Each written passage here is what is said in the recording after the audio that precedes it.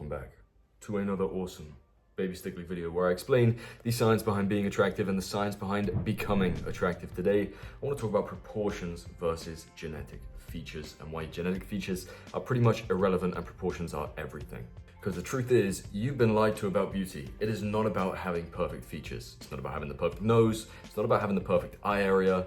It is about the proportions and harmony of your face. Have you ever seen someone where they have seemingly perfect features, like a really sharp nose, sharp jawline, deep set eyes if they're a man, and they just don't look quite right? Or maybe in the real world, unless they're on a runway, they just don't seem to have any real appeal. And on the flip side, you can have someone that you see in real life that doesn't seem to have any striking features whatsoever, but is super attractive. I want to talk about why. All of it comes down to facial harmony. Science has proven that attractiveness is not based on individual features, but in fact, how well those features fit together. By the end of this video, you will understand the significance between perfect features and perfect harmony. And by the way, you can't change your features, they're genetic. You can influence them, you can't change them, you can change your proportions. You're in luck. Firstly, attraction isn't random. In most cases, physically at least, it's mathematical. Research shows that human brains are wired to recognize certain ratios within faces. One of the most famous examples is the golden ratio. You see this ratio throughout nature. It is everywhere, from seashells to galaxies to even Renaissance art, and it plays a key role in facial beauty. One of the best visual examples of this is something called the Marquardt Beauty Mask, created by Dr. Stephen Marquardt. I've talked about it before, but it is a mask that is based upon the golden ratio that you can use to determine facial attractiveness. It perfectly aligns with the faces that we perceive objectively as the most attractive. And I'm not just saying this, scientific studies back it up. A study published from the Journal of Craniofacial Surgery found that people with proportions that align closely to the golden ratio are consistently perceived as more attractive.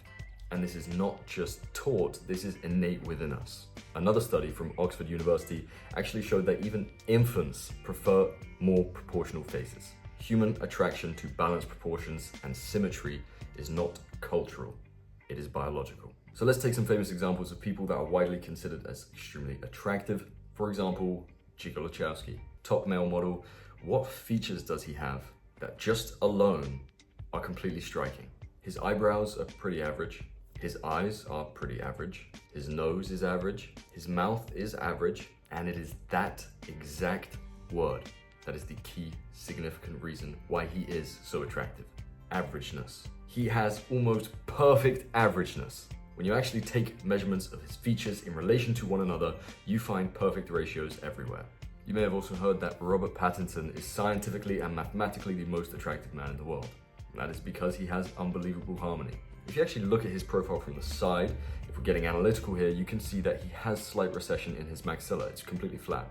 It does not inhibit his attractiveness in any way, shape, or form. Because from the front, he has perfect ratios scattered across his entire face. And the reason why he has such perfect proportions is not his genetics. His genetics provide the features, but his proportions just indicate that throughout development, he had perfect orthotropics, he had great healthy habits, great posture, great breathing mechanics, and great swallowing mechanics. All of these things help support proper craniofacial development. And in the same way that when you look at a group of babies, they all look pretty damn similar, you can see that with Robert Pattinson from infancy to adulthood, he has retained his even proportions, his equal facial thirds. And the reason I bring up babies, by the way, is when you look at a multitude of babies, they all look very similar, yet they all have completely different genetics. But you will find that all of them pretty much have exactly equal facial thirds. They'll have good eye spacing. None of them will have a crooked nose, and the reason for this is because they haven't had the chance to change yet due to the environmental factors. We pretty much all start as a blank canvas, and if, from a craniofacial standpoint, you aren't objectively very attractive, that is because you had poor craniofacial development. Most likely completely from the way you eat, the way you chew, when you eat, how you swallow, your posture, etc. So when you see someone with perfect harmony, what you're really seeing is a display of perfect health and development. That is why it is so attractive. By the way, if you're sat there thinking, damn, I didn't have any of those things that were perfect, and as a result, my craniofacial development has been less good, is it over for me? Relax. There are a load of things that you can do to make yourself more attractive, irrespective of craniofacial development. Not to mention, you can still implement orthotropics later in life and see pretty remarkable results from doing so. It doesn't matter your age, it doesn't matter your gender, it doesn't matter your race. There are always things that you can do to improve a lot. Don't stress. So, the big question, if proportions are key to attractiveness, how can you improve yours? Let's get down to all of the nitty-gritty bits and get technical here. Firstly, the foundation of facial balance, tongue posture and mewing.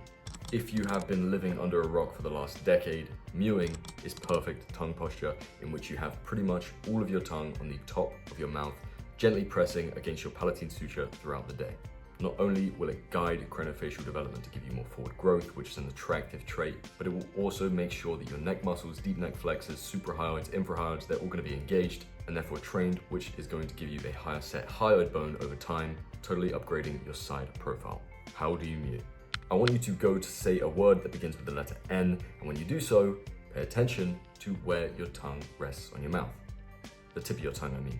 Keep your tongue there in that position and then put the rest of your tongue on the roof of your mouth. You should still be able to breathe when you do this. If you can't breathe, you're putting too much of your tongue. Breathe through your nose at all times throughout the day, unless you are eating, talking, or doing some heavy exercise. And try and prioritize pushing quite hard with the back third every time you remember throughout the day. There isn't a lot of evidence to support that more force leads to faster craniofacial development results, which is why I have slight discrepancies with thumb pulling. But the reason why I'm an advocate for hard mewing is because it will inevitably train all of your neck muscles too. And when they get stronger, you will be able to mew more consistently and more effectively through time. The next thing that you can do to make sure you are getting the best harmony possible is training your facial muscles. Almost all of them, especially your masseters. Your chewing muscles, known as the masseters, and other facial muscles will play a huge role in how balanced your face looks. The problem is, modern diets and pretty much everything you buy at the store, everything you probably eat right now is not hard enough. Soft processed food is the enemy of good craniofacial development. When you have a meal that requires very little effort to chew, you are doing such negative things for your face, not just because you won't get a well-developed, thick, wide jawline from the front, but because everything in the mechanics of you eating is getting weaker, including your tongue muscles, which mean you're not going to be able to mew as effectively, and therefore you have less pressure on your palatine suture over time, and you'll get maxilla recessions, which can lead to a crooked nose too, if you didn't know. So what is the protocol for trying to strengthen your face? Chew tough foods all the goddamn time. Steak and crusty bread are going to be your best friends, and I want you to consciously chew, don't do anything else when you're chewing, consciously chew 20 to 30 times, making sure you have a large range of motion when you do so, and making sure that every time you swallow a bit of food, it's almost at the point of liquidation. Also, another huge thing you want to be doing to try and achieve harmony is fix any asymmetries or imbalances that you have. I do have a full video on fixing facial imbalances, so I highly recommend you check that out. And of course, a huge one, fix your posture. Poor posture does not just affect your back, it affects your entire face. Things like slouching lead to forward head posture. Forward head posture means that you're not getting enough pressure from your tongue on the roof of your palate because you think about it, your skull has no support on the base of your spine. Not only that, but this forward head posture is going to decrease your lymph flow, which means your lymphatic drainage is going to be bad and you'll potentially have some facial fluid pooling, making you look more bloated and less defined. So you need to be implementing posture corrective exercises as much as you can for your specific type of improper posture. I have made a full lengthy guide on all of the different types of bad posture and how to correct each one in my community. But in general, as much as you can, sit and stand with proper posture. The neck should be aligned with your spine, and ideally sleep on your back so that you can avoid pressing one side of your face into the pillow, causing more facial fluid retention and facial fluid pooling. Not to mention, your hairstyle and your facial hair are gonna do wonders for you if you have imbalanced proportions. They can seriously come in clutch. Before I had such a pronounced jawline, when my jaw was slightly recessed, I had the ability to grow some chin hair, and that really helped me out because my facial thirds were uneven. This was the same size as this, but these two were much bigger than my bottom third. So while I was working towards fixing this recession through all of the techniques that I talk about, I grew some hair on my chin, I got some density here, added that extra bit of volume, and it balanced out my facial thirds quite well. Now, this is addressing the symptom and not addressing the root, because obviously the root is getting more pronounced forwardly grown jaw, which obviously takes a lot longer. But in the meantime, when you're striving towards that, growing some facial hair can seriously help the appearance of jaw recession. Not only that, if you have some structural asymmetries in your skull, a balanced haircut that doesn't really have a significant direction, like a side part or a side swoop, is going to help you a lot with asymmetry.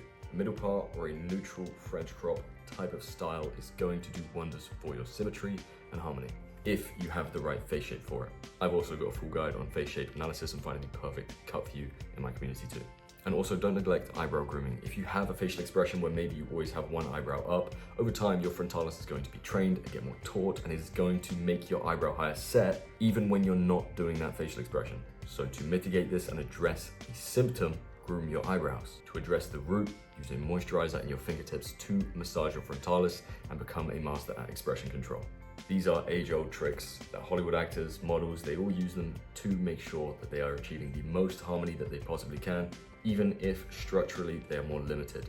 There's loads of things you can do to give the illusion that you're way more harmonious than you are, so take advantage of them. So if you genuinely want to improve your looks, maybe you shouldn't overlook the significance of proportions instead of just features alone.